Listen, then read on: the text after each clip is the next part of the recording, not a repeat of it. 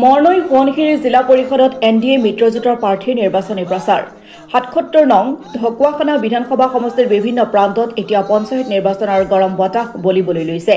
সমষ্টিটোৰ ২২খনকৈ বিভিন্ন পঞ্চায়তৰ চুকে কোণেই এতিয়া ৰাজনৈতিক দলসমূহে নিজৰ নিজৰ সমৰ্থিত প্ৰাৰ্থীক জয়ী কৰিবলৈ তীব্ৰতৰ কৰি তুলিছে নিৰ্বাচনী প্ৰচাৰ অভিযান।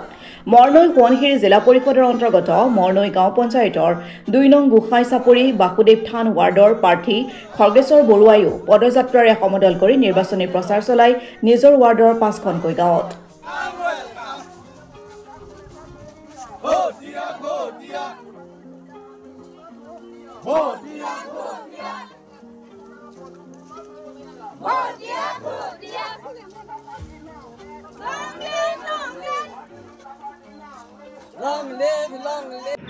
প্ৰাৰ্থী হিচাপে উঠিছে আৰু কোন দলৰ পৰা আৰু আপোনালোকৰ আজিৰ দিনটোত কি কাৰ্যসূচী ল'ব লৈছে?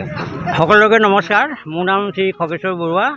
মই মৰনৈ পঞ্চায়তৰ ২ নং ৱাৰ্ডৰ পৰা ৰাইজৰ সমৰ্থনত নিৰ্দলীয় প্ৰাৰ্থী হিচাপে অৱতীৰ্ণ হৈছোঁ। মোক আপোনালোক সকলোৱে কাপ প্লেট চিহ্নত ভোট দি জয়যুক্ত কৰিব।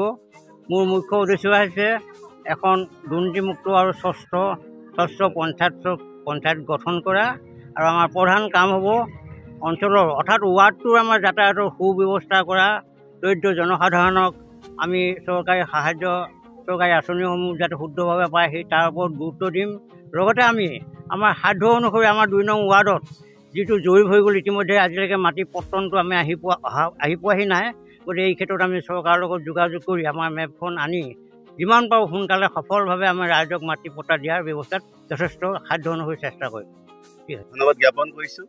আজি আমাৰ যিহেতু আৰু এদিন আছে আমাৰ নিৰ্বাচনী প্ৰচাৰ কাৰ্যসূচী, গতিকে আজিৰ দিনটোত আমি পোনপ্ৰথমে ২ নং ৱাৰ্ডৰ মৰনৈ পঞ্চায়তৰ সকলো কাৰ্যকৰ্তা একগোট হৈ আজি আমাৰ ৰাইজৰ বিপুল সমৰ্থিত প্ৰাৰ্থী খগেশ্বৰ বৰুৱাক লগত লৈ গোটেই আমাৰ ৱাৰ্ডটোত আমি আজি এক ৰেলী কাৰ্যসূচী আগবঢ়াইছোঁ। গতিকে আমি এই আৱাহতে সমূহ মৰনৈবাসী তথা আমাৰ ২ নং ৱাৰ্ডৰ সমূহ কাৰ্যকৰ্তা তথা সকলো ৰাইজক আমাৰ খগেশ্বৰ বৰুৱা ডাঙৰীয়াক কাপ প্লেট চিহ্নত ভোট দি বিপুলভাৱে জয়যুক্ত কৰিবলৈ আশা ৰাখিছোঁ। লগতে আমাৰ মিত্ৰজোঁটৰ সকলো প্ৰাৰ্থীকে ৰাইজে এইবাৰ যাতে ভোট দি অনাগত পঞ্চায়ত নিৰ্বাচনত বিপুল ভোটত জয়যুক্ত কৰিব বুলি আশা ৰাখিছোঁ। ধন্যবাদ।